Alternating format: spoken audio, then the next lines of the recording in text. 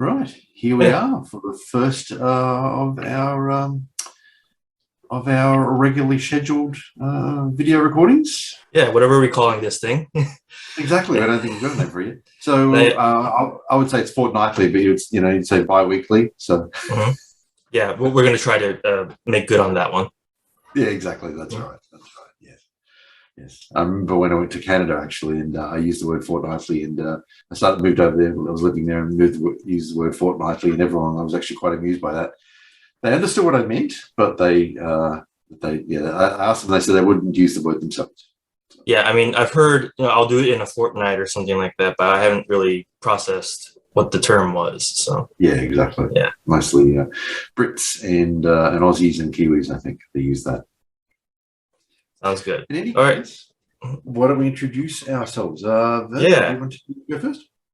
Well, let's see. Off the top of my head, I am just some guy who moved from Minnesota to Florida to escape the craziness, the riots, uh, and well, it's been great here. Otherwise, I've been involved with since the tail end of last year, I've been a part of A Voice for Men, and early this year, I've become one of the senior editors, actually. So I've been pretty busy with that one. Last year, of course, I was one of the co-hosts with Chris Bodie of the American wing of the International Conference for Men's Issues, and and aside from that, I'm just trying to just setting an example and doing my own thing, and yeah, that's just my approach to everything. A lot of my focus as of late has been more on the MGM side of things. Speaking as an intact American myself, but I guess nowadays, I'm kind of gearing more attention towards the whole Roe versus Wade kind of a sort of now that that's kind of more hot topic. I've been kind of quiet on that before, but I guess I'm kind of made to force my hand on this one. So. Sort of reached that point, really, hasn't it, in the US now? Mm-hmm. Yeah. Yep. What about you, Robert? How do we know you? Right. So, yep. So I've been involved in men's rights for about 8 or 9 years now. I saw the problems for a long time. Even when I was quite young, sort of talking 90s, I saw a lot of the problems, but what I failed to realize how severe many of them were. And it took me a long time to sort of come to terms with how severe they were.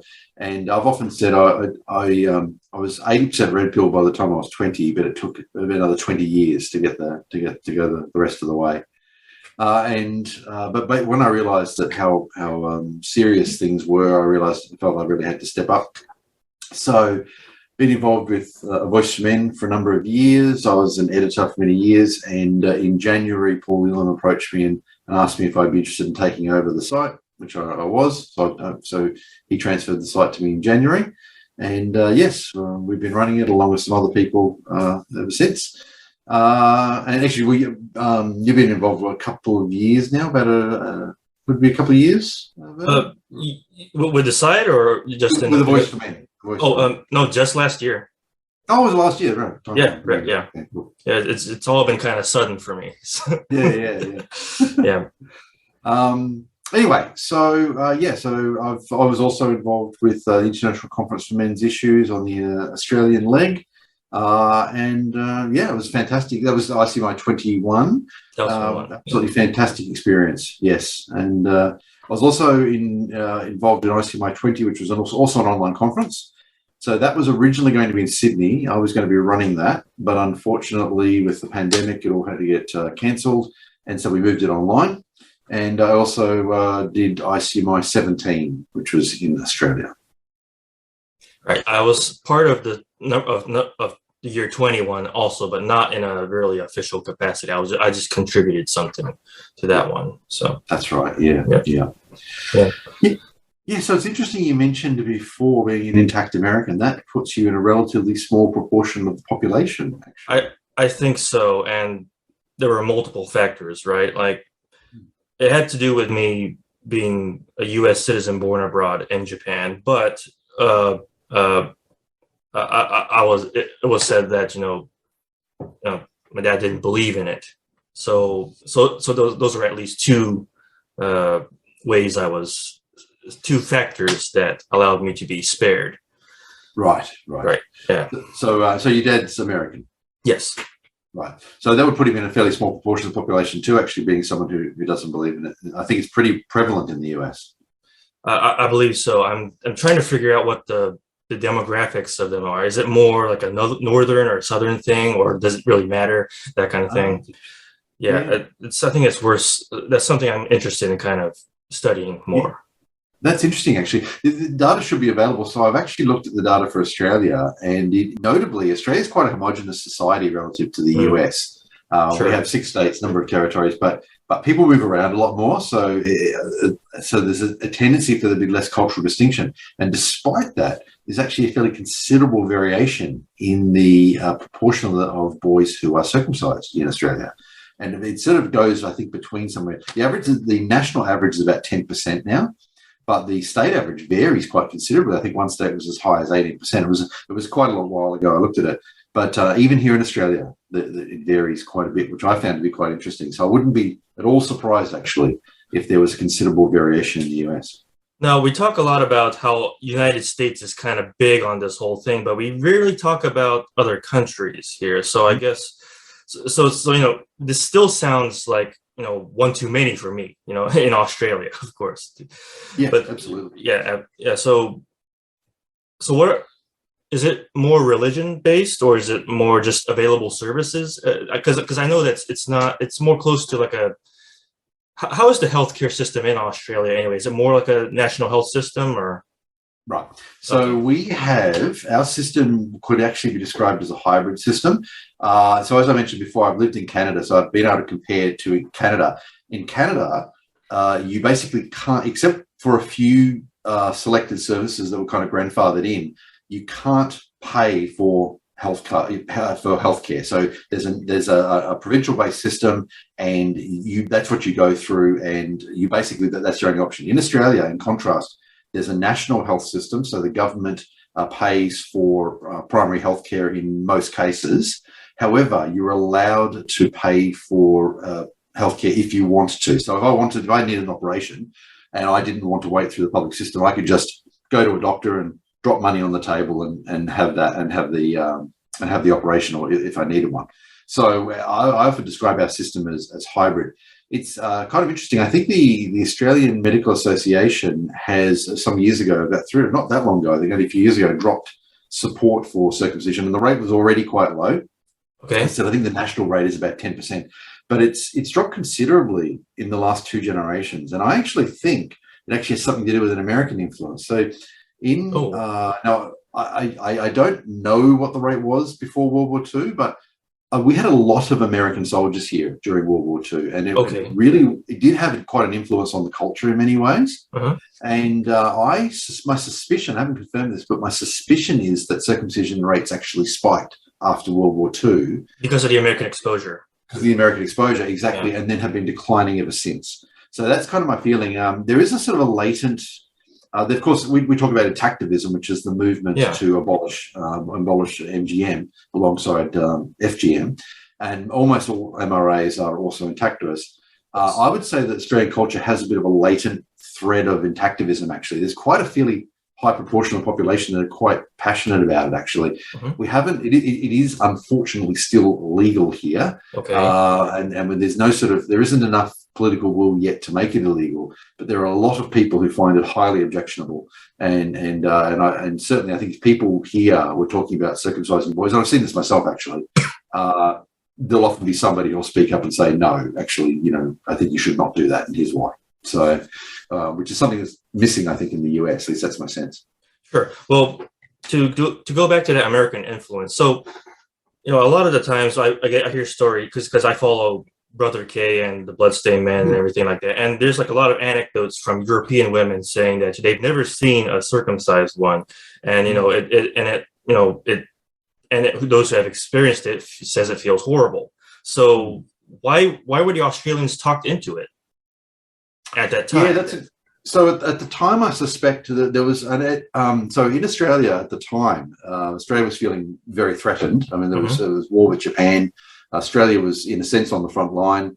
Many Australians of my grandparents' generation will quite openly say the Americans saved us. America puts something like 1 million troops or something in Australia. Now, what would happen was American and Australian troops would be fighting in the islands north of Australia and in the Pacific. The Americans basically treated Australia like the R&R location. So as they cycled their troops out of combat, they would bring them back to Australia. It was a relatively similar society. It was stable and so forth. So it was a good place for them to have some rest. And had Australia been directly attacked, there would have been a lot of American troops here to help defend the country. So I think it was a win-win. So as a result, though, certainly a lot of Australians of my grandfather's generation would absolutely say, the Americans saved Australia in terms of the military force that they put here to defend the country. And so there was a lot of positive feeling towards Americans in that generation. Yeah, of course. They were very thankful for the help that the US provided Australia in the war. And of course, it was reciprocal. The benefit of the US's military aims as well, but it's absolutely made Australia a much more difficult target. Okay. So I think there was a lot of that sort of positive aspect, and that reflected in the culture. And that's my suspicion. I haven't been able to confirm the rate before, but my suspicion is it did spike. Absolutely. So I guess it's just the American influence for the sake of being the American influence that probably added to it. Because one hypothesis I have is that, in general, America being the big exception here, I guess cultures in general, don't think about it, but are too open to the idea because, if somebody tries to convince them, well, this is what you should do, they might end up doing it, sadly. There's no backlash that we're seeing after the damage is done. So in a way, I think other countries are more vulnerable to this idea. And look what's happening in Africa and some Southeast Asian countries, I believe. And recently I've seen South Korea having a bit of a high rate, I think, if I got my source right. And there's that American influence potentially again. Yeah. Actually. The American troops stationed there for 70 years now or something along those lines. Mm-hmm. Yeah, right. It's a good point you bring up in Africa. You mentioned Brother K before too. As for those who don't know, Brother K is an American gentleman now in his 70s. He and his wife have been campaigning against male genital mutilation for decades. Very, very prominent figure in the movement. And of course, he actually started the Bloodstained Man. Right. There's a lot of insightful material, they expose what we consider horrendous social media posts that basically belittle and mock their own children, the before and after phenomenon.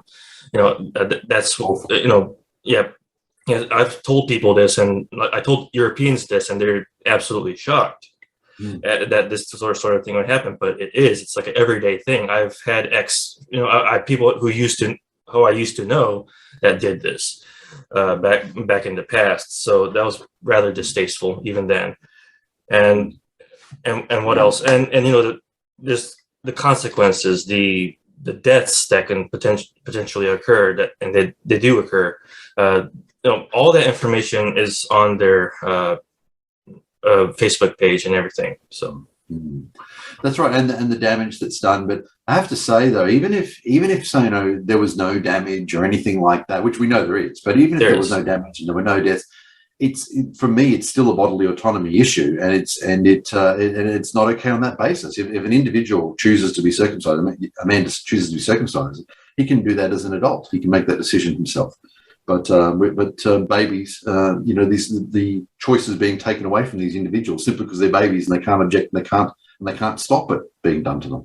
Exactly. And I have to kind of go on a bit of a tangent here because we're speaking about body autonomy now. Now, we of course got this whole uproar about Roe versus Wade, and everybody's screeching about bodily autonomy but I consider it to be a hypocrisy on what I see is both sides of the American pro-choice and pro-life sides when it comes to this. So the pro-choice sides will say, my body, my choice, whatever. But of course, they're probably likely to be circumcisers, and those who arrange to have their own children do that. But of course, on the pro-life side, they'll go about the sanctity of the unborn, which I'm, more anti-abortion nowadays. But still, I have to point out this hypocrisy. They're willing to put their sons on the chopping block and literally risk death, and they often admit it sometimes.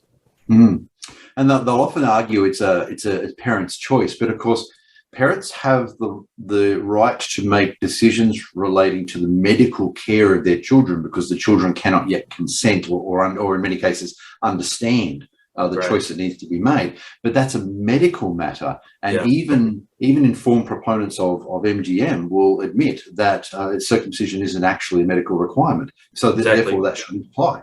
Yeah, and now too many are duped and think it's like the healthier, cleaner thing to do, but that's what they are. They've been duped. Yes, exactly. But there's no specific medical requirement. I've even talked to informed individuals who are advocates of MGM, and even they have admitted to me that it isn't a specific medical requirement. You're right that they do. They say, it's cleaner, reduces HIV. There's various claims that are made. UTIs, reduction in urinary tract infections is one example that's often given. But of course, as I often like to say, so UTIs are actually more common in females than males, regardless of whether the male's been circumcised or not. And I would say in the case of females, UTIs are treated with antibiotics, but apparently in the case of males, they're treated with preventative surgery for some reason. I see, yeah. And by the way, speaking as the intact American guy here, no STIs, no diseases, and I'm not what you would call an abstinent kind of guy. So. So it's interesting, actually. I've heard in Africa. So it's interesting to even have a look at the places in the world where circumcision predominantly occurs too. So the Middle East, large parts of Africa, essentially the United States. But as you said, is growing in places like Asia. Yeah. But one problem, you mentioned Africa earlier. One problem I've heard, and it's really quite concerning. There's been a lot of Western organisations. The Bill and Melinda Gates Foundation is one where they've been pushing circumcision in Africa. They've been advertising and so forth. But one thing that I've heard may be occurring, and this is something that we suspected might occur, is that people are starting to view it as, because they pushed on the basis of an anti-AIDS line. Yeah. People may be using it as an alternative to condom use. So what I've heard this has referred to, I think it was either Hannah Wallen or Karen Strawn on the Underage Radio when they were talking about this. I think they referred to this as a surgical vaccine. I think it is. All right. That might have been the term they used. I probably don't have it all right, but it was something to that effect. And basically, they would get it and actually proceed to have more debauched, more unrestrained sex, yes, and then proceed to get more infections. And certainly not more unprotected sex. Exactly. Right. Yeah. And so there is some evidence that this is occurring, and the AIDS rate may be increasing in some of these countries now in Africa compared to what we were seeing before, where use of condoms was actually quite successful. Right. So this is really concerning, actually, and really, I mean, if I think the obvious solution to the risks of AIDS is things like condoms and so forth, rather than trying to, for some reason, they're trying to argue they should circumcise and use a condom, but if using a condom, yeah. Well, yeah, I mean, condoms kind of, it's that much of an obstacle in terms of the function and the sensation. Anyway, if we can go into this kind of territory in this podcast. Yes. Oh, absolutely. Yeah, right. But yeah. Oh, it is. Yeah, right. Mm-hmm. Yeah. No, go on. Yeah. But the thing is, the more, this is a personal opinion of mine, I don't think many share it, but the more abstinent one actually kind of takes the education of the sex phenomenon, the more, if they must have it, they're willing to do it in the most undisciplined sort of ways, I think. Because I've heard instances of like people who are virgins by either not voluntary or voluntary, but what would happen is that if they say that, if the opportunity comes that I would have sex, I will not use a condom, and and based on their mental state, they're not going to use any other kinds of restraint like pulling out or anything like that, So the more anti-sex the mindset is, when they have to sin, so to speak, then they really run into some serious problems.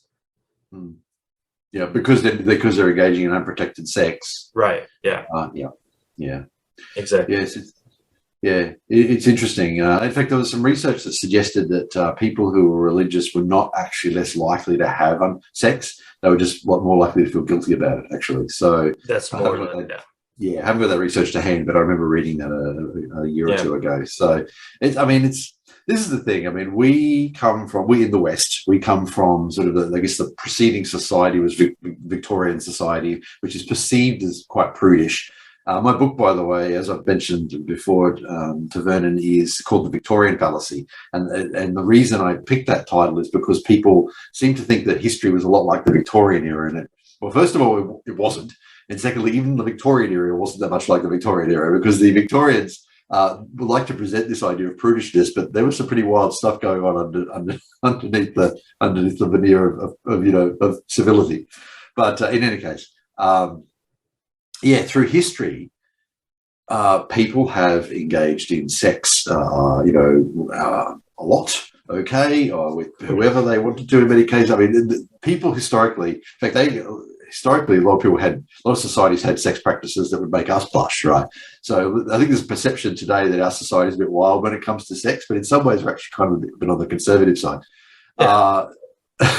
But throughout history, non-monogamy has been common, and adultery has been common, and all these things have gone on in every society. So, irrespective of the sort of the veneer they wanted to present to the world, like the Victorians did. So, but anyway, I just wanted to comment on that. So, in Middle Ages Europe, for example, it was very, very common, and this went right through to the Renaissance. It was very, very common for people who were engaged to begin a sexual relationship. So we tend to think of people in medieval Europe as being a bit prudish and being really anti-sex before marriage. In actual fact, to a large degree, once people got engaged, they usually began a sexual relationship at that point. Sure. And so William Shakespeare's wife was pregnant on her wedding day, right? And it's been estimated by historians that about 30% of brides were pregnant on their wedding day. In his time, in the sort of 17th century. So this was pretty common. People having sex and pregnant on their wedding day. All this sort of thing has been a fairly normal state. People tend to think this sort of thing's modern, but it's not. Well, I wonder if it has to do with the fact that none of us are really comfortable with our ancestors having sex. So we're always imagining that. Well, we kind of have this. Imagination, this illusion that since we can't imagine them today doing such a thing, they must have never. I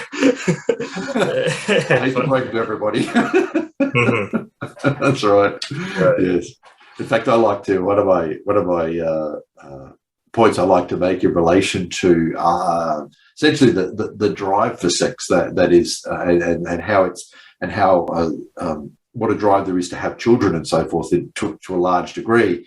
I like to point out that each of us is the end result of 1 billion years of sexual reproduction. For 1 billion years, our ancestors have been sexually reproducing. That's a huge selective pressure in terms of the desire to reproduce and have children and all the rest of it.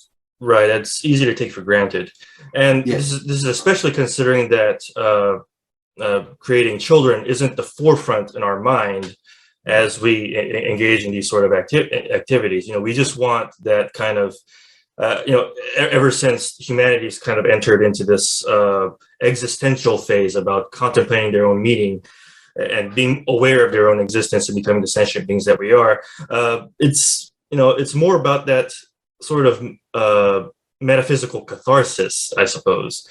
I think that's been the more primary driving force of sexual activity, rather than I must reproduce.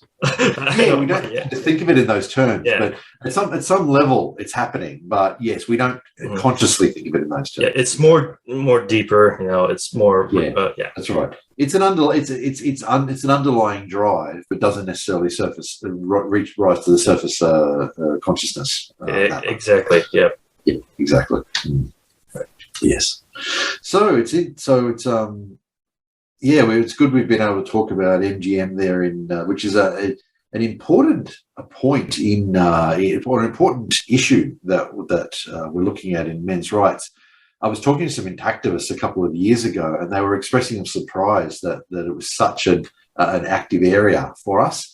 and I showed them some videos from ICMI 16 and ICMI 17, and each speaker in the conferences has a banner right next to them.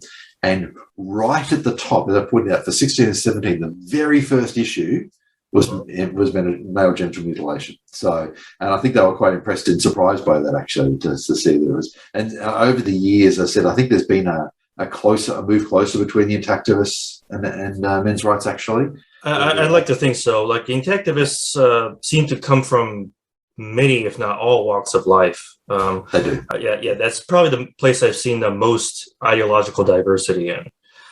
So there's definitely that intersect between the men's rights and intactivists, but it is enough to consider them basically distinct but slightly overlapping movements, I suppose. That's exactly right. That's right. So. I'd say, yeah, that's right. It is an overlap, exactly, where most MRAs will be intactivists, but only a minority of intactivists will be MRAs, which, by the way, is the same thing with anti-feminism too. So where there's plenty of anti-feminists who aren't involved in men's rights, but most people in men's rights would call themselves anti-feminists.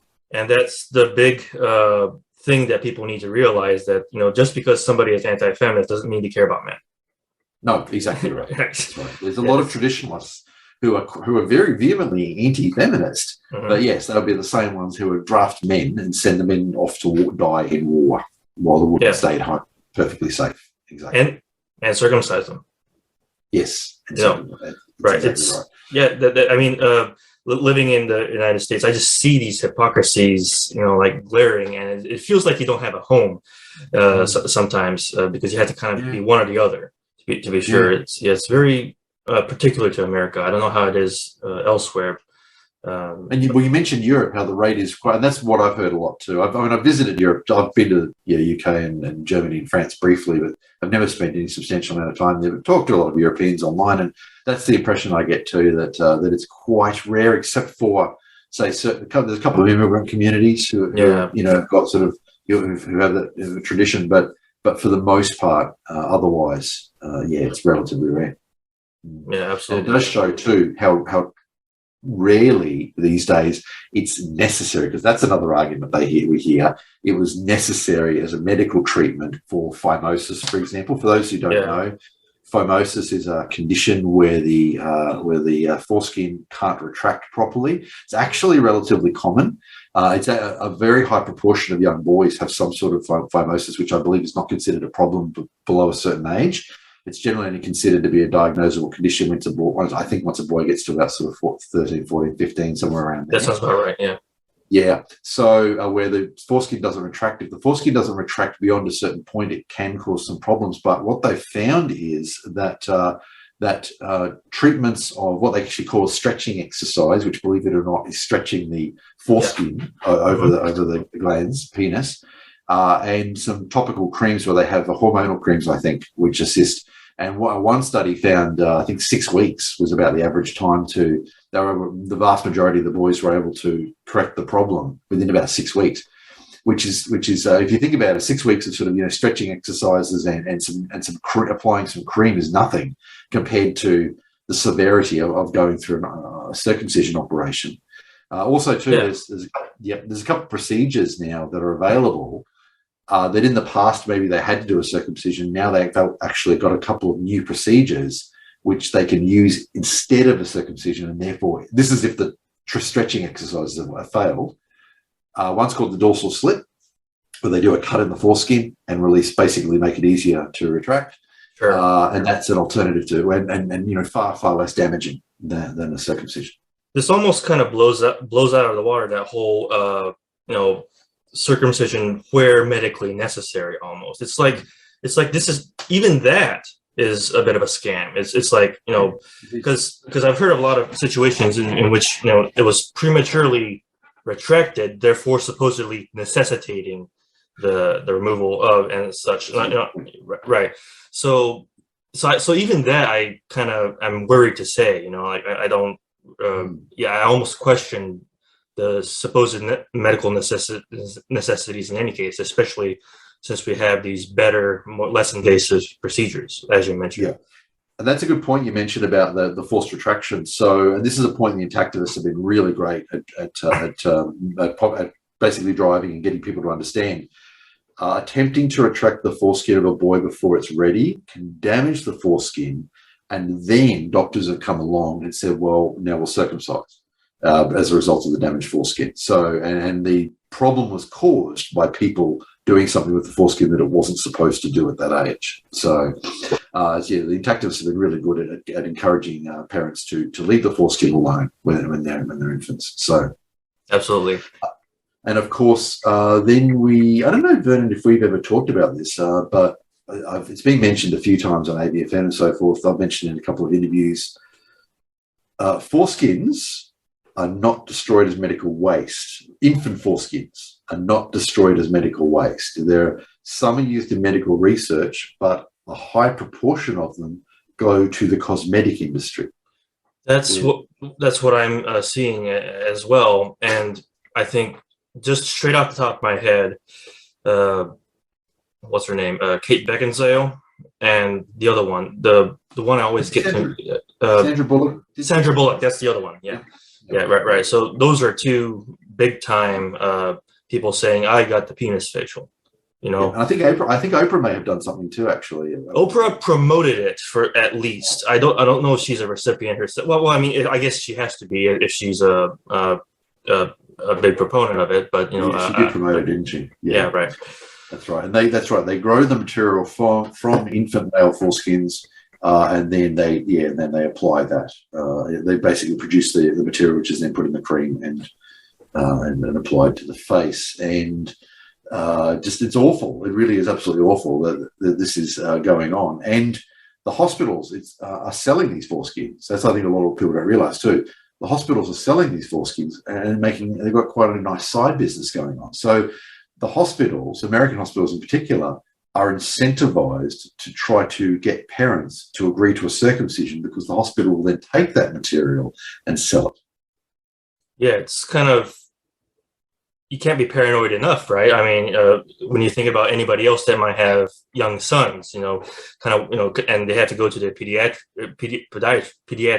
appointments and stuff like that. I'm just kind of like worried in the back of my head, like, well, God, is the parent going to have the willpower to say no to every attempt to kind of get at it, you know? Especially when you've got someone in a position of authority claiming that this is the right course of action. You've got doctors, as you say, and specialists and so forth. Yep. Exactly. Right. Yes. So it is, but I believe that even in the US, the rate is declining. Is that right? I want to think so. Right. Yeah. I need to see the figures again. It's kind of hard to see which figures are more authentic, though. It's kind of hard to trust. For me, it's hard to trust which media is the more objective kind of a deal, or which one's propaganda. It's really hard to tell, so. No, fair enough. Yeah. And it's an interesting point you mentioned about regional variations. Once you found that out, I'd be interested to see that, actually. They would probably make a good article for A Voice for Men, actually. Yeah, I hope I can find some straight objective research on that one, for sure. Yeah. So, I think for this, for this series of videos, we're going to talk about all sorts of topics. So we've talked about circumcision, a lot of male genital mutilation. One final point I'll mention, I think probably we might move on to another topic if we've got something else we're looking at.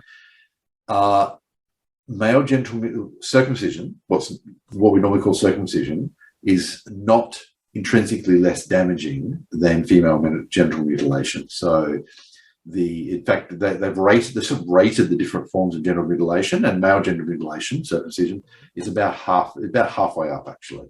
So about half of the forms of female genital mutilation are more severe, and about half are less severe. So both MGM and FGM are, of course, extremely damaging. And in general for MRAs, and A Voice for Men is explicitly looking at MGM and FGM MGM being made illegal alongside FGM. FGM is already illegal, but yeah, basically we want both forms to be illegal. Absolutely, and this is one thing I'm very much for making illegal, to be sure, because strictly on the basis that it is a violent act perpetrated on a helpless being, basically. Exactly, that's right. A tiny infant who Right. can't consent or even understand what's going on, and they're removing part of his body. I think if you take a step back and sort of step back from the culture of it, it's absolutely extraordinary that this is okay in the 21st century, that anyone's doing this. Well, sure. Well, I've been trying to mull over what's actually kind of keeping this going, right? No, most people say it's because there's money in it, but they're not talking about why it makes the money. That money's just a tool to make things happen, but there aren't in itself the problem, right? The real problem, I would say, is just the fact that nobody really cares, even to this day, that boys get hurt for being boys, compared to girls, and they. They would say things like, he took it like a champ or anything like that. At 7 days of age, he took it like a champ, so to speak. And so, right. So I said before in the past, why not throw him against a brick wall, see if he survives, and that's it. Might as well just do that, right? Right. Yeah. But hurting the poor infant anyway. Yeah. But this brings up a good point, actually, which sort of even segues into another topic we were looking at, talking about misandry. We refer to this as the empathy gap. Now, obviously, feminists have talked about things like the wage gap, and we're happy to debunk that. There's an earnings gap. Yes, men on average earn more than women, although even that's not always true now. But overall, it is true. But it's an earnings gap, not a wage gap. But anyway, there is one genuine gap. There is the empathy gap, where both men and women tend to intrinsically care less about men than women. Right. And it gets reinforced by the idea that, women are more, intrinsically valuable in the biological context and the metaphysical context, even how they're supposedly this divine feminine. We rarely talk about the divine masculine, if such a thing even is ever postulated. But, but in both physical and metaphysical terms, the gyneolatry is real. Yes, exactly. That's right. Exactly. In fact, the term we often use at A Voice for Men is gynocentrism, as we've discussed many times, where a preponderant view of basically looking at society from a position of putting women at the centre, where the argument being that it's not just biological, but the argument being that we need women to survive in order to reproduce, and if we lose our women, our society won't be able to reproduce, and so forth. But I've made the point that there are 8 billion humans now. So even if we were in the past at risk of extinction or had to protect women in order to allow the community to survive, I think there are so many people now that even if that view was valid in the past, I don't think it's valid anymore. Right. I would even go in and say that, there may be something we don't know about the past that, maybe even then it wasn't really, really, really necessary. It was just they were imitating some pre-human natures, or they came up with some misguided conclusions that allowed so many male deaths. Maybe the male deaths weren't the thing that sustained, in the name of female survival. Maybe none of this was necessary. I'm a bit nutty here, but it's an interesting area to look at. I mean, so you're basically arguing that maybe even historically that probably was. I think you're saying maybe not as important as we tend to assume it was. Well, yeah. I mean, I think they were just going by some really false pretenses. I think I mean, I'm pretty sure I'll get a lot of disagreement from people on this one, because it's a great topic to discuss, and it's one we've posted articles on at A Voice for Men many times and discussed. Right. There's differing views there about the extent to which the survival of women needs to be prioritized in order for a community or species to survive. For example, sure. I mean, if you lose males, you still lose genetic diversity. That's, by the way, I believe is the reason why most species have one-to-one male and female gender, because if you think about it, if you just needed to prioritize the survival of women, then why not have 90% female? Because you could, exactly fertilize them with 10% of male. And the reason that I have seen proposed is that the 1-to-1 ratio maximizes genetic diversity. So you need both. Yes, in a mammal species where women have a womb, they are the bottleneck of reproduction, but you still need a large number of males in order to be able to keep that genetic diversity. And speaking of diversity, I kind of really want to call out these people who say that you only need, one man to inseminate like a bunch of women in a tribe or something like that. Well, how incestuous an argument is that? I mean, we're making, a tribe full of half brothers and half sisters here. Yeah, the next generation, they're all going to be related to one another. Exactly. Yeah. Right. So there's an interesting study that came out, maybe 20 years ago now, that claimed that historically 80% of women reproduced and only 40% of men did. Now, after that, another study came out saying that was wrong, and then another study came out saying that was wrong, and the original one was right. And this has been bouncing backwards and forwards. And we've even had, in some of the men's rights groups I've been in, there've even been some pretty heated discussions on this particular topic about exactly how accurate it is. And I must admit, I've kind of taken a wait and see attitude with this, and I'm sort of sitting back and seeing what the research comes up with. But it's an interesting argument as to what proportion of men managed to reproduce versus what proportion of women did. Were polygamous relationships relatively common in the past? People, anthropologists have looked at this too about polygamous relationships and how likely they were to occur and so forth. I've heard a few argue that they weren't actually they're relatively rare, even in societies that allow them. Most men don't have multiple wives.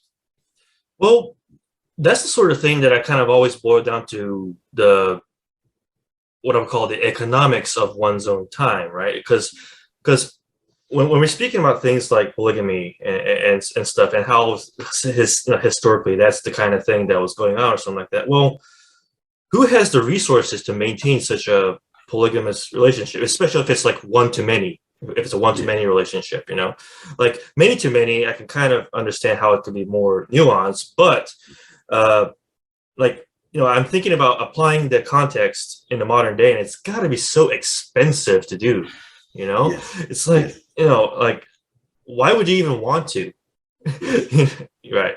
There's actually an American TV show, I don't know if you've ever seen it, called Big Love, which basically goes into that. So Big Love is it's about a gentleman who's part of a Mormon sect. I know the Mormon sect, the Church of Jesus Christ of Latter-day Saints don't like the word Mormon, I think, but I describe it as perhaps a Mormon sect where they're maintaining, unlike the mainstream church, they're maintaining polygamous relationships. And one aspect they actually go into is that this guy's basically financially strained by the fact he's got 3 wives, and he's really under quite a lot of stress. And the show's sort of a drama comedy, and a lot of the humor revolves, particularly the first couple of years, revolves around the fact that this guy is having to basically bust a gut to keep 3 wives and 6 or 7 kids or 10 kids or something. Right. Well, if everybody, men and women, were more of a modernized, financially independent kind of state, maybe this sort of could, I would even entertain the idea that it might work, but we're not anywhere close to that right now because women like to think they're more on the independent side of things, but there's so much assistance in terms of finances and taxes that kind of go into them that it's almost to the point that men are the ones that practically exclusively pay all the taxes in a society, right? Yeah. And where is it going to, right? So I like to point out that most of the people who are claiming they're independent are only independent within the context of an industrialized society. True. So there are very, very few people, men or women, who are genuinely independent. And in fact, if you look at the ones, there's been a few actually TV shows about people who are living in the wilderness and so forth. The overwhelming numbers of people who choose that lifestyle are male, from what I can see. Sure. But even then, it's only a relatively small proportion of the male population who choose that level. Yet for the rest of us, we're nice and safe. And as you say, if we get in trouble, emergency services will come and help us. And there's all sorts of resources and support available.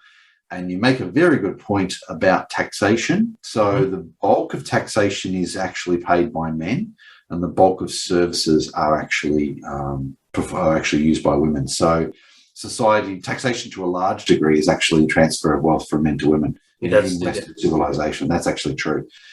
So you could argue and I'm sure people have argued that there are perhaps legitimate reasons why that is the case and so forth, but that is the reality that we have in society, which I think a lot of men wouldn't have a problem with that actually, except for the fact that our society is so misandric and attacks men. So exactly, we maintain it and we're attacked. So they're not even thanked for it anymore. Yeah, sure. And I'm the kind of guy that said, see, here's the thing. I'm not advocating for an exit from industrialized society per se, right? I think kind of a back and forth is kind of nice, and kind of having your feet in both areas is probably the better thing to do. But if we make taxation into not taxation, make it actual voluntary contributions, because I come from a very libertarian stance on this sort of thing, right? Services paid for voluntarily on their own time, that sort of thing. I think it might change the state of things, but I don't think it'll mean the end of industrialization either. So that's just something worth thinking about. Maybe that could be a step towards actually lighting a fire under women's asses to actually contribute something, and so to speak. So from a libertarian point of view, you're more in favour of lower taxation and so forth, which of course the US actually has lower taxation than, say, Australia. Australia, by the way, is not the most taxed country in the world, despite what some Australians will tell you. When I went to Canada, almost as soon as I got there, I heard Canada's the most taxed country in the world. That's not true either. Okay. If you want to go to the most taxed country in the world, you're probably looking at Belgium or the Netherlands, actually, I think, and also Scandinavian countries. I've heard Denmark was pretty well taxed. Yep, exactly. Yeah. That's right. Right. So they tend to have very high tax rates relative to even other industrialized countries. Mm-hmm. But in any case, yes. So it's interesting to look at how different societies have done it. Most Australians, for example, I think are fairly okay with the arrangement we have in terms of services that are provided by the government.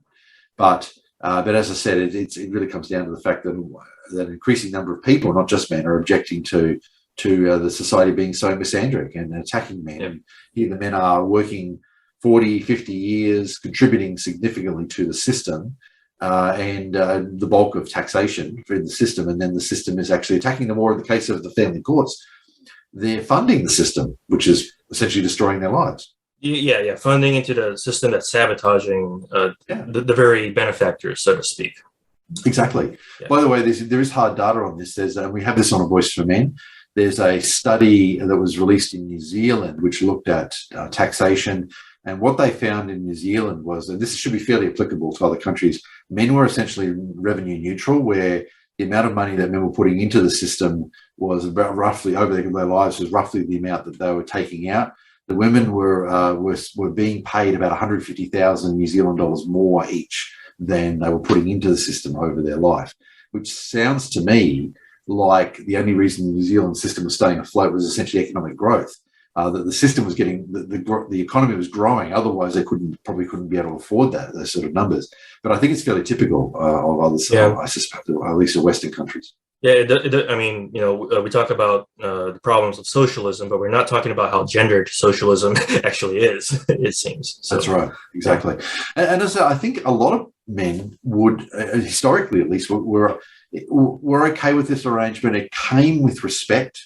But the respect is gone now. But we still have the obligation on the men, and of course the fact that it's been the resources then being turned against them in many cases, but they're still paying, and now the system attacks them. So. Yeah, well, what are we going to do about that? Yeah, well, exactly. So I argue that MGTOW. So for anyone who doesn't know, MGTOW is men going their own way. In some ways, it's an allied movement to men's rights. I describe it as basically MGTOW. So there are lots of different groups who will recognise the problems, and I describe it as MGTOW essentially disengaging. MRAs are saying, let's try to fix this problem. There are various other groups as well who are there are PUAs, pickup artists, who also to a large degree actually agree with, recognise the problems. And they've basically decided to just have as much sex as possible while Rome burns is pretty much their solution to or non-solution to the problem.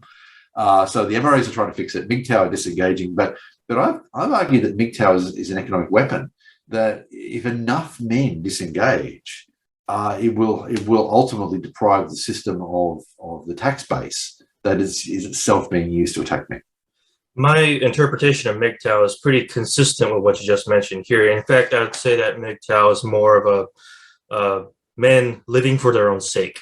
That's another way I can say. Yeah, I mean, that's what going your own way is. It's doing what you want with your own life, not beholden to someone else's expectations. So, in short, it's just men's independence. It's just men's liberation. That's right. Yeah, and imagine being against that. some MGTOW do deliberately minimise their work and so forth to sort of essentially disengage with the system to a certain extent, and yeah, it can mean that they just pursue their own interests. But there are others who most MGTOW, and this would be the generally accepted definition, do not maintain long-term relationships with women. There are some who actually argue they're MGTOW. They say they are MGTOW and do have long-term relationships with women, but that would be a small minority. Sure. So to a large degree, they're not. But some of them disengage economically as well, and even deliberately go out of their way to minimise their involvement in the system and the amount of tax that they're paying and so forth. Yeah. Deliberately work part-time rather than full-time. And that goes back to, of course, balancing with their interests and so forth. They've got plenty of time to pursue their own interests and so forth. Yeah, it sounds like a market solution to the problem. That's right. Yeah. And also, too, and I mentioned this on a Reddit post a little while ago. It's something I've been sort of, I guess, mentioning over the last year mainly. I thought about this and I realised that I think MGTOW is also a sex strike. So it's interesting because feminists keep saying, I mean, I spend a lot of time collating this data and posting it, and because people tend to forget, I know, particularly with the 24-hour news cycle, you'll hear something and then you'll move on and so forth. But if you really start to record these things, you can start to see these patterns. And over the last 10 years or so, there have been a lot of calls for sex strikes. Feminists have been keep calling for sex strikes among women. And it's I posted out on Twitter recently to a feminist who was doing this. I said, a sex strike again? We just got over the last one, Yeah. But anyway, I think while this has been going on, and I think there's plenty of evidence that, and I've got some data on Wiki for Men about this, and I'll be putting some stuff on A Voice for Men. I think the vast majority of sex strikes don't happen, and they don't achieve their aims, even to the extent that they do happen. Meanwhile, MGTOW, I think, is a sex strike. I think men have actually been have basically just very quietly initiated the sex strike. What's very consistent with that is that, with MGTOW being a sex strike, like these women sex strikers, I think you know where I'm going with this, but they've been on thin ice, because like the advent of sex dolls, sex robots, they're coming, and I assume that MGTOW may, maybe they don't have to be MGTOW, but a lot of them could gravitate towards that instead. That's where they choose to put their money in. That really is in effect like a sex strike. Yes, and you're right about the sex dolls and so forth, and they're becoming more and more realistic, and even in the last 10 years, there's been a huge explosion. Actually, Mike Buchanan actually did a video on sex dolls and so forth a while back. So it's an area that's I think getting quite a little bit more interest. And it is interesting that this is occurring at the same time that we've got feminists arguing that women should be going and engaging in sex strikes and so forth. So I do think that we could even potentially be looking at a perfect storm. And we've already got a very low birth rate, and we may yet see it go lower. To be absolutely sure. I mean, we were freaking out before about overpopulation and such. That's but right. Clearly, it appears to be the opposite. Absolutely. In fact, I think probably a lot of people listening may not be aware, because it's happened so quickly, that even 5-10 years ago, the concern was, that the world's population might top out at something like 11 billion. It might be static at that point, or it might continue to rise slightly. And particularly over the last 10 years, there's this sort of growing body of evidence to suggest, in actual fact, we might be looking at at a population crash. And I think it's even in the last 5 years, increasingly looking like that's likely, that sometime in the 21st century, the world's population could decline. Because even the developing world, historically, the developed world, in the last few decades at least, the developed world had a relatively low birth rate and got sub-breed reproduction. But the developing world still had a high birth rate. But at the present time, everywhere pretty much outside Africa, the birth rate is now dropping significantly. And we could see in large parts of the developing world, the developing world, also have their population decline. Absolutely. And see the whole world's population decline. Yeah, it's simply not a net positive to actually get engaged in this sort of thing. It's like, many people I've seen like more traditionalist types say that pornography is to blame, or nobody's having sex to reproduce or something like that. But I don't think I think that's short-sighted.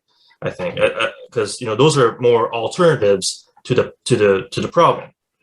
I think, which is right. I mean, gynocentrism causes population decline. I mean, everybody's saying like, the men really need to step up and have families. Well, okay, what's disincentivizing? Yeah, that's right. And this is where it comes back to something like the MGTOW, where a lot of them are choosing not to have children. And by the way, many of them will say they want to have kids, but they just feel in the current circumstances it's not a realistic option for them for a variety of reasons and the way that society is treating men. So I think that's a big difference too between the MGTOWs, and they often get compared to extreme feminists but the MGTOW to a large degree will say we'd like to have kids, but we just can't, and here are the reasons. Versus the extreme feminists where they say, oh no, we don't want to have kids, or whatever. So I think it's interesting. We will see that we are seeing that occurring. Yeah, it's definitely worth exploring because so I want to go on a bit of a tangent here. If we still have time, by the way, I'm assuming we can go on for a little bit more. That's right. Yeah. People say that, so there's a lot of talk about feminism being on the decline in places like Japan and China and such, right? Like the women are flat out rejecting it, so and that's well and good, right? But why is there still a low birth rate in places like Japan? Yes. Japan's known for it, right? So there must be a gynocentrism there anyway, even though the feminism is allegedly declining. So feminism is not the only problem. So it's interesting. I'm glad you mentioned Japan, because I was going to mention, ask you a little bit more about Japan too. So we hear about the grass-eating men in Japan. Now, my understanding of that is that for particularly a couple of generations in the post-World War II, you had the salaryman who was basically working himself to death in Japan, and you've got a younger generation of men coming up and saying, you know what? I've seen that happen to my father, my grandfather, and I don't want that life anymore. So some people have argued that it's a parallel to MGTOW. I don't know, having lived in Japan, what are your thoughts on the grass-eating men? I think it's, I don't know how consciously it is the same philosophy behind MGTOW, but I think the idea is the same. It's so in comparison to, I guess, more. Would you say that in the Western world, people don't really expect much from boys? Yep. Okay. Now, in the Eastern world, it's a bit of an opposite. We expect so much to excess, from our children, and I think a lot of this has to do with burnout. Right. Okay. Yes. Right. Yeah. Right. Because I've heard of people who are able to actually make a decent living just stuck in their homes and doing some kind of web work and stuff like that. And so, aside from getting some food, they don't step out of their rooms really. And most of them are quite all right with that. It's like socialization and engaging with women it becomes a net negative for these kind of people. Well, in fact, there is a phenomenon in Japan where, and I think it is predominantly but not exclusively male, where there are young guys who essentially don't leave their rooms at all. Isn't that right? And they're called the hikomori, kind of like hold up, sort of. Like there's been cases in which, it gets so bad that they take over their house and kick out some of their own family. That's an extreme case, but like, yeah, they actually board up their own houses and kick out any other family members, and of course, this doesn't happen out of nowhere, right? I mean, a lot of these cases are from fatherless homes or something like that, where the father is kind of absent, and the mother just wonders what the hell's the problem here. So, but in other cases, they're expected to perform from a young age. They barely see friends and just be children. Instead they're going off to cram school and stuff like that. I've had many friends that went to cram school, so I couldn't hang out with them. But they're expected to perform highly. It's such a big culture surrounding that, and that kind of thing's has been bleeding into South Korea as well, by the way. I'm not as much of a knowledgeable person on South Korea. I'm speaking more in terms of my Japanese experience here. But yeah, and if they don't get their big choice of college sometimes, or they just fail in other areas, they crash. Right. They emotionally crash, and all this has been for nothing, kind of deal. Yeah. And then that's the point where they start to hole up in their room, is it? And then or they stay in the house and refuse to go out. And, wow. Yeah. And there's some evidence that we're seeing it in other countries. I've just recently heard some reports that this may be starting to appear in other countries. So I do think everyone else should be looking at the Japanese experience and looking to see what the Japanese are trying to do about it, and maybe even learning from them. So because we may yet see more of this occurring. But a really good point about that. There's certainly just from my experience, having grown up in Australia, and a lot of people from East Asia, for example, moved here. For example, when Hong Kong was looking at being handed over to China, there was a huge influx of people from Hong Kong, and so I knew a lot of people from East Asia, and there really was that pressure to perform in a lot of East Asian cultures in terms of school and so forth.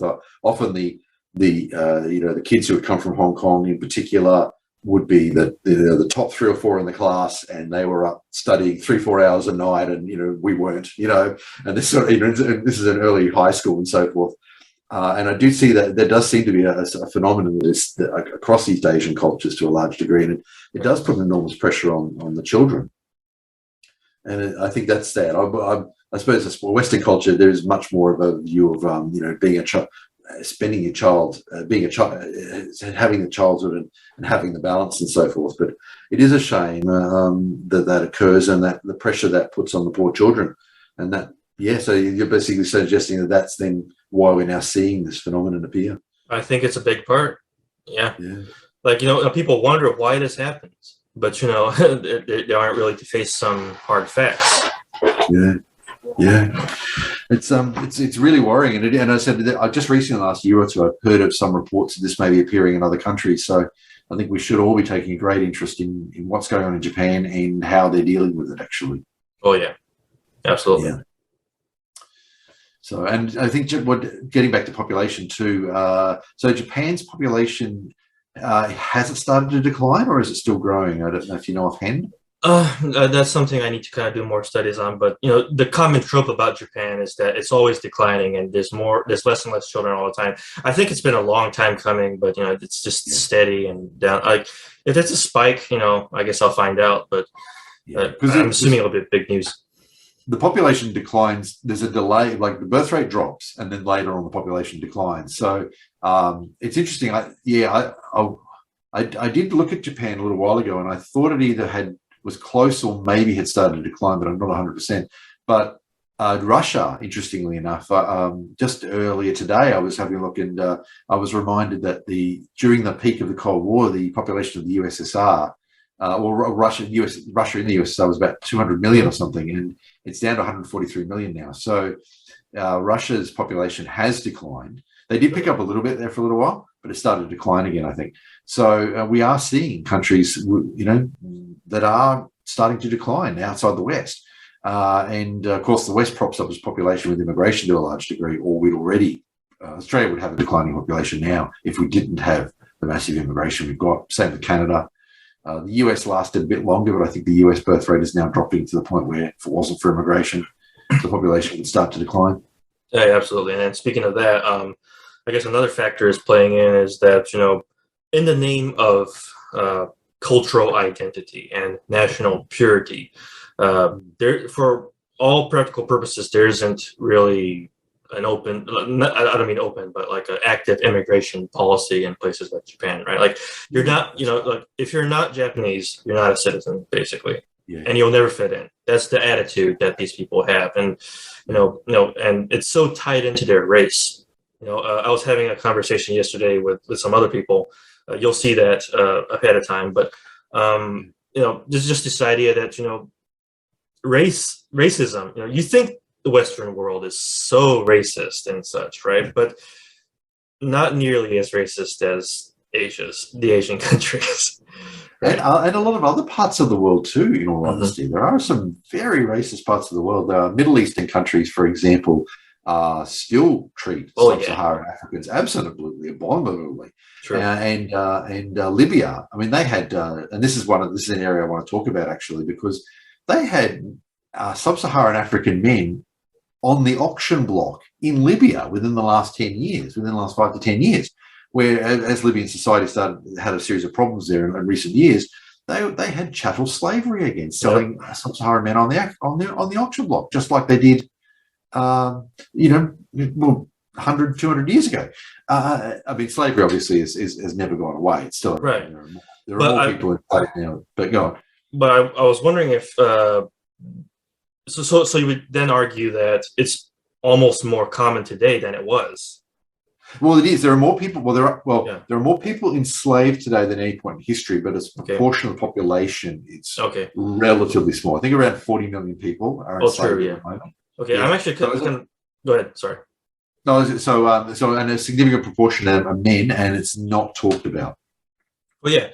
So that's one thing. And another thing I think is that, we had this kind of idea that, only white people can enslave blacks or something like that. And so that contributes to the ignorance about how it happens in other ways. And that's how it kind of goes run away with it. It's interesting you mentioned that, because being the history geek I am, I've always had a fascination with history, and I've pretty much read as much as I could growing up. And so I always knew that slavery was common. Essentially, my view, by the way, is that slavery is essentially a function of agriculture. So slavery seems to appear when agriculture gets established, and when industrialization comes along, it becomes uneconomical. So it's notable that societies almost always decide that slavery is morally wrong just after it becomes uneconomical. Yeah, it's almost they haven't considered the moral implications of slavery until it's not worth it anymore, and then they go, that's terrible. We got to ban that. Kind of riding the bandwagon instead of actually being principled. That's exactly right. So it is slavery of one form or another has pretty much been with any agricultural society, and whether that's in Africa or in Europe or in Asia, or wherever it happens to be, slavery was there. I mean, the Barbary states are a great example. They were essentially North African groups, and they would prey on Europeans. They once depopulated an entire Irish village. The village happened to be called Boston, by the way. Oh, sure. Sorry, Baltimore. My mistake, Baltimore. I knew it's the same name as in America. Yeah. Baltimore. Sorry, not Boston. So, not Boston, Baltimore. So the Irish town of Baltimore, the slavers from the Barbary states came in, and I think there were 2 or 3 people who were out of the village at the time. They were the only people from that village who didn't get carted into slavery in North Africa. They think that for about 400 years, Europeans avoided building their villages on the coastline, too close to the coastline, because raids from the Barbary states was such a serious problem. So this has been a common theme through human culture for thousands of years. And continues to this day. Yeah, sure. And I think a lot of it just boils down to the lack of regard for the individualism of all men and women too. But I guess this idea that humans are means to others' ends, and I accuse most forms of common morality of perpetuating this by accident. So I think it's no wonder it's been so constant, I think. Yeah. And it did sort of, it was integrated into many societies. I mean, the Romans were a classic example. By the way, a lot of slavery historically wasn't racial at all, or was it? Sure, It yeah, wasn't. Yeah. So if you went to a slave market in the Roman Republic or something like that, you would see people from across the Republic and neighbouring areas. Often it was sure, people captured in war and so yeah, forth. the So on and losers, so as on. it were. The losers, exactly. That's Yeah, right. That's right. So you would see people from England all the way through to Africa and so forth in the slave market. Yeah, this is an area I want to talk a bit more about. There's a problem in Southeast Asia. Getting back to this is more yeah, Southeast Asia rather than East Asia, but okay. Thailand in particular. Mm. There's a big problem where men in particular will go to say Thailand from some of the poorer countries in the region like Laos, looking for better economic opportunities, and these guys will basically be captured, and they will actually chain them to fishing boats, right? And then sail Uh-huh. them out Yeah, into the sea. These fishing boats will not go to land for years. They will actually basically keep fishing, and when they've got a full catch, another ship will come up and load it onto the bigger ship, which will then go back into port. And these guys, they're stuck on these ships for years at a time, not mhm. seeing land, and I it's see. overwhelmingly men that this is happening to. Yeah, And this is the Thai fishing fleet here in Australia. We get seafood from Thailand, for example, and some of that seafood is sourced from slave labor. So I think we should be should be starting to look at like they've done with chocolate. We should be looking at tracking the supply chain for things like seafood, and getting companies to certify that they don't have slave labor, because this is overwhelmingly men who are out in the Thai fishing fleets, for example, being at sea for years and years at a time, never yeah. seeing land, chained to the ship. They chain them to the ship whenever the other ship would come up to offload the catch, so they couldn't escape, and they're there and just basically worked to death on these I, ships. I think that's the sort of thing that's worth encapsulating in some graphics and such, so we can kind of disseminate it more towards people, not just the men's rights movement, of course. Yeah, that's a good point. I mean, everybody's going on about animal cruelty and like products and stuff like that, but they don't consider things like slave labor and even the jewelry market. I hear about blood diamonds. Blood diamonds. Yeah, for sure. Yeah, and even I don't know how to kind of trace it back. So for someone like me, this will be good education, to know which ones to avoid, that kind of thing. Yeah, that's right. For those who don't know, of course, the term blood diamonds refers to the fact that the diamond trade is notorious for exploitative behaviour. So, I mean, we can make diamonds in labs now, of course. The diamond industry has gone to a great extent to encourage people to buy real diamonds that are dug up from the ground, not ones that are made in labs. But I have to say, if a diamond's been made in a lab, then I know nobody was murdered to get it to me. So maybe a diamond made in a lab is better, actually. Versus, oh yeah, I know the diamond industry claims to have cleaned up their act a lot, but I'm still pretty suspicious about what's going on. It's hard to take them at the word, isn't it? Yeah, right. That's right. And the same thing for, I think there's some components on our smartphone technologies that are likewise, traced to these kind of things, and things like components for electric cars even. Yeah, sure. We're not calling this sort of thing a men's issue, even though it is the men who are basically kind of targeted for this sort of thing in droves, right? Right. So this leads me to think that men are, in gynocentric society, men are not seen as a group; they're seen as a generic, in which a woman is a more enhanced version that deserves special attention if something bad were to happen to them. So males then become this blank slate almost. Yeah, well, feminists often point out that we live in a society where there's a default male. They'll often point out, for example, they'll give an example of Pac-Man, and then the female version has a bow to indicate she's female, so the default was male. Okay. Yes. But in actual fact, they're tending to assume that puts men in the superior position. I don't think that's true at all. No. yeah, that default position is often a very, as you say, generic position, and the special version is the female version. Historically, many societies viewed women as morally superior to men. European societies certainly did, right through the Middle Ages. Essentially, women were considered to be the more moral version of men, and that certainly even comes through to the present time. Yeah. And I think personally, that's a fairly questionable claim. I think there's probably not such a great difference as some people claim, but that is something many societies have claimed over the years. Yeah. And even in cartoons and stuff like that, there's like this cartoon animal with no clothes on, but a female counterpart will be at least given a dress, Yes. So she has at least that privilege of being clothed. Yeah, that's right. I do think that the default male is not beneficial or advantageous to males. The feminists I tend to argue that it's intrinsically advantageous. To give us an example of patriarchy, actually, but I don't think the default male position, I don't think is at all beneficial to men to a large degree. Special versions. Yeah, and you know what this reminds me of? The whole gripe about surnames, like feminists go on about how I'm not going to take my husband's name if I were to marry or something like that. Yeah. But here's the problem.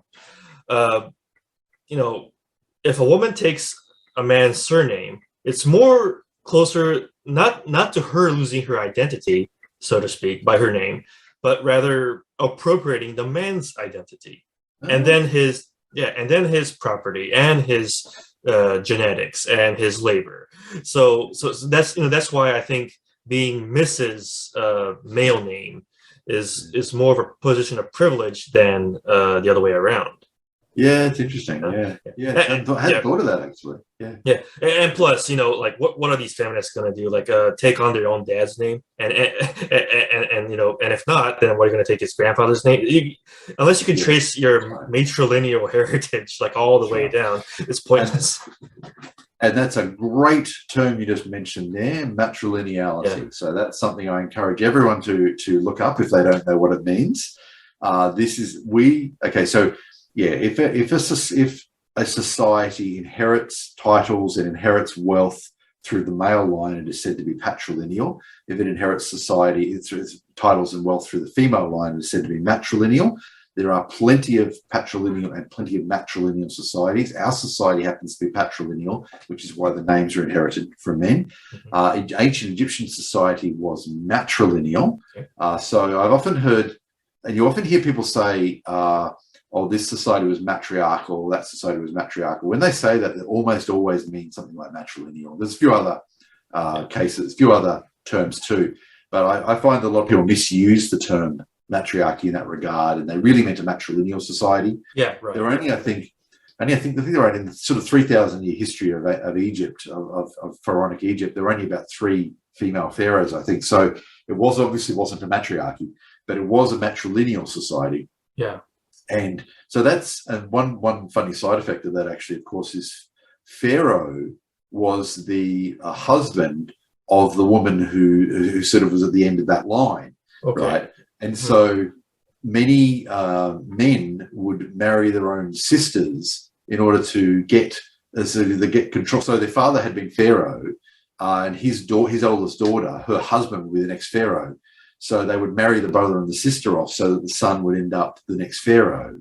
Right, like something that just popped into my head. We always talk about peasants and poor people kind of inbreeding with each other like that, but it's more like a aristocratic sort of a deal, isn't it? That's right. It is actually. That's right. You see this with Europe too, of course, where you had the royal houses of Europe being so interrelated, where you had things like haemophilia famously turning up in the Russian royal family, for example, and so that's right. It is more of a problem, I think, with aristocrats in a lot of cases. But so that's where that comes from, of course, that our society was historically patrilineal, and so the name was inherited down the male line.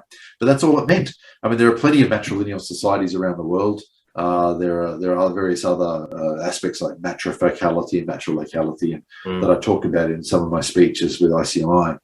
Yeah, and wasn't And wasn't Paul Elam the one who said that, what we generally call patriarchy, what we also likewise mean is patrilineality, right? Exactly. Yeah, That's almost always what it means. Yeah. And I like to make the point that people kind of lack the vocabulary to describe what they mean, and so they use the terms matriarchy and patriarchy incorrectly when they really should be talking about things like patrilineality and vocality and locality. So there are societies that are matrilocal, for example, where husbands move to their wives' family. Oh, sure. Whereas more societies have been patrilocal, where wives move to the husband's family. But there are some that are matrilocal, for example. They're still not matriarchies, but they are matrilocal. And there's that sort of thing.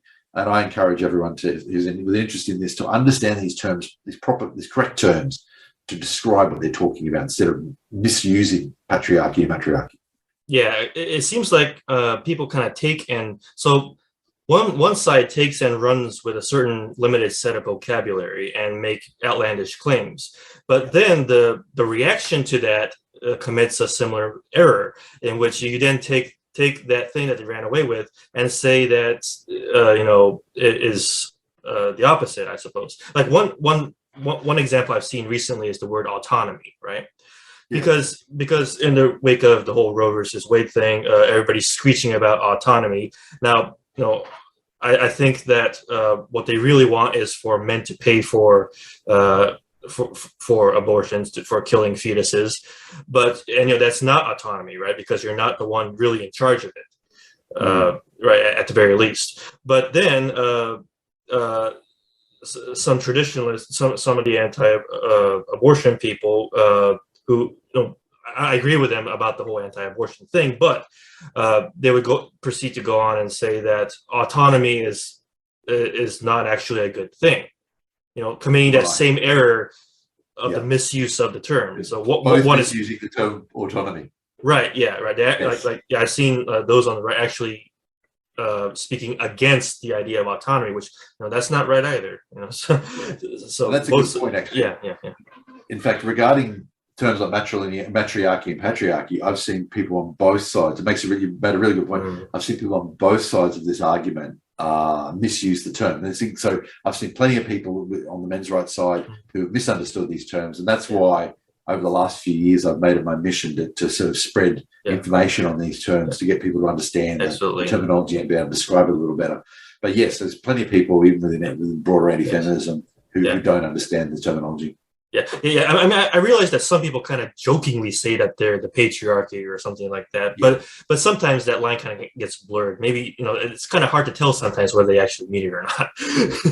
That's right. I don't do that joke at all. I don't bother with it. No. People who do. No, I prefer to say no. Actually, to stick to the line pointing out no. In actual fact, so my position is that there are essentially no true patriarchies or matriarchies historically. I think that all societies, you have fecality, locality, and lineality as three different important areas, and societies have had those in various combinations. Yes. And you've had societies like the Misandry in China, an interesting example. Feminists have liked to hold them up as an example of a matriarchy. Now I believe they are matrilineal, matrilocal, and matrifocal, okay, but still not a matriarchy because I've researched them and they had kings historically. So obviously they weren't a matriarchy because they had sure. So, but they've apparently in recent years even played this up a bit. And this is something we've seen a few times over the last few decades. They are playing it up for tourism. We should never forget this effect of tourism. They are now apparently playing this up as having been a matriarchy because it's drawing tourists.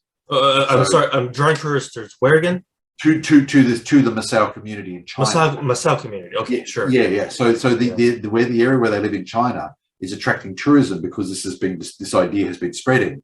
Yeah. And they're now playing it up. And there are a few examples of this actually where you see society sort of start to play up some aspect of their culture a little bit more because it's drawing in tourists. Yeah, Salem witch trials comes to mind. Actually, it's an interesting example, actually, Salem, where they tried to, for a long time, the towns tried to sort of suppress knowledge of this until they realised that they'd make a lot more money if they... Which, does Chernobyl have tourism there? They did before the They war. did? Yes, absolutely they did. You can go to Chernobyl, or could go. You can't do it now, but you could go Oh, to yeah. Chernobyl, Yeah. and they had tours into the restricted zone. Oh, sure. So I think it was half an hour near the reactor or something like that. So they timed it so it was relatively safe, and you couldn't eat anything while you were there because it's dangerous to eat stuff in Yeah. an environment with radiation exposure. But absolutely, yeah, they did before the war. You could go to Ukraine and book a tour of Chernobyl, where they, you drive there and only be in the zone for, I think it was about 30 minutes or something like that. So it was relatively safe. Sure, yeah. And although, there's so much nuance that deserves to be applied to things like patrilineality, matrilineality, and those kind of things, I still think that gynocentrism is still more prevalent and is all over the place and throughout history, for sure. It's interesting. Peter Wright argues that in Western culture it appeared in the Middle Ages. Mm-hmm. There are others who have argued that it's essentially intrinsic to some form. I probably sit somewhere in the middle. I think it's probably partially innate, but we've promoted it culturally a lot. But yes, it absolutely is real, demonstratively real. It's right. All you have to do is sit back and look at the society around us to see that even today, look at the US's arguments over drafting, putting women in selective service. It's not a draft; it's the list you'd use if you initiated the draft. But right, and how resistant both sides of the aisle were to a large degree to women being included in that list. It's not a draft. It's not like they have any. Being included in that list won't cause women to have to go into the military at this point. It's just a list, and it still caused an enormous argument over decades. Yeah, and back to the origins of gynocentrism and such. I think the seeds were sown much farther down, but it really coalesced and bloomed, I suppose, closer to where Peter Wright has it. I think maybe some examples could be found elsewhere that kind of vary in time as well. But that's worth looking into. But the one thing that I'm very hesitant about the innate hypothesis is that the implications are kind of bad, because I don't believe that men are destined to sacrifice themselves for women biologically. I don't believe that. So. As I said, I suspect there may be a small component of that, but I think it's overwhelmingly, predominantly cultural. So my view is, I've said my aim is we should eliminate gynocentrism to the extent that we can, is the way that I've put it. So basically, we should attempt to minimize it. If we can't completely eliminate it, we should at least try to minimize it. I want to leave with a bit of what I hope is an optimistic note that, like if, even if there is some gynocentrism that still kind of lingers on, I think we could still hack away a ton of it. Oh, absolutely. Yeah. Absolutely. Yeah. I think it's overwhelmingly cultural. Yeah. And I really do think it's possible. Like, I'm very confident about that, but people need to kind of apply themselves, I suppose. Do you know something? I think we've started. I actually think we've started in these last few years, in all honesty. With some of the things that have happened with Johnny Depp's trial, with the defamation trial, for example, people are seeing things and talking about things that they wouldn't have even looked at a few years ago. In terms of, I'm still surprised at the verdict, though. Like, I'm glad, but I'm still kind of in bemusement that so many people actually do take Depp's side, and he deserves the support, and I'm glad he's gotten the verdict he got and everything, but like, this seems like a fantasy. Like how is this possible in this gynocentric society? A lot of people were very pessimistic about it. A lot of people we know were very pessimistic about it. Yeah, it did probably come as something of a surprise, but I think it is to a certain extent. I think it is a sign of change.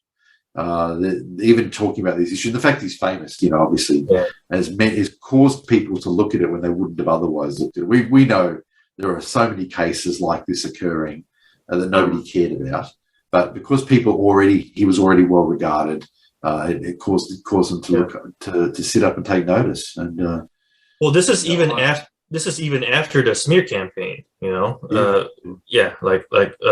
Everybody. It just seemed to me like everybody was already against him. Yeah. So. No, it's interesting.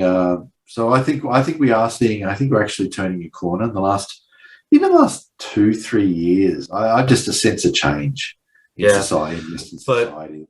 But we must not rest on our laurels, so to speak. I think there's more work to be done. Like, this isn't like we redouble our efforts. Yeah. Let's keep going. That's right. Yeah, that's right. Exactly. Mm-hmm. Keep the pressure up. Exactly. Yeah. That's right. And we've got, of course, we've got a voice room. We've got Wiki for Men. There's lots of great information on there, and more will be added. And I think we can. The information is being disseminated through society. So I think we're starting to move in the right direction. I'm actually not naturally an optimist, but I sense a change in the last few years. That's good. I mean, I try to keep a positive outlook, but it's hard for me to be likewise optimistic as well. Given like the facts of the state of affairs and everything like that. But I try to live as if there's hope. And what next time? I think we didn't really get to talk much about misandry this time. Why don't we talk about misandry next time and some of the problems that men talk about? Some of the problems that men see, and I think some people will be quite shocked at some of the things that have happened historically. Yep. And what I mean, in the last few decades and so forth, some of the things that have occurred. But that will be a great topic for next time. I think we'll do that. I'll make a mental note of it. So yeah. Yep. So great to talk to you, Vernon. And absolutely. Chat again in 2 weeks. Yeah, sure. I hope you guys enjoyed it. See ya. Bye.